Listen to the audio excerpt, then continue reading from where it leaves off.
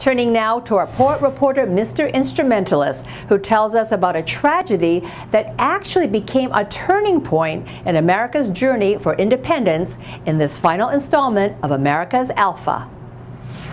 In defiance of the Townshend Acts, Samuel Adams wrote in a circular letter calling for unified resistance and asked the 13 colonies to boycott all merchants importing goods affected by the tax. The Earl of Hillsborough subsequently sent 4 British Army regiments to Boston.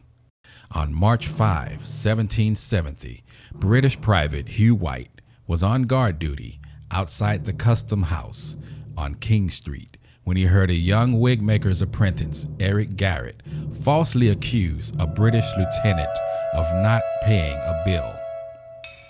Hugh White left his post and challenged the young Garrick after the two exchanged insults. The soldier struck Garrett in the head with his musket. This attracted a larger crowd. Henry Knox, a 19-year-old bookseller who would later serve as a general in the Revolution, came upon the scene and warned White if he fired his musket, he must die for it. As the evening progressed, the crowd around Private White grew larger. Church bells were rung, which usually signifies a fire, bringing more people out. Over 50 of the Bostonian townspeople gathered, throwing things at White and challenging him to fire his weapon. Captain Thomas Preston, along with a non-commissioned officer and 6 privates of the 29th Regiment of Foot, arrived with fixed bayonets to help Hugh White. By this time, the crowd of angry colonists had grown to about 350 or more. The crowd taunted the 9 British soldiers, throwing snowballs and other small objects at them.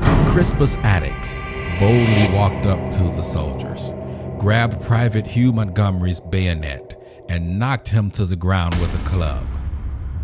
Montgomery got back on his feet and, without being given an order, yelled angrily and fired into the crowd. Crispus Attucks was struck twice in the chest and died instantly, which makes him the first martyr of the American Revolution.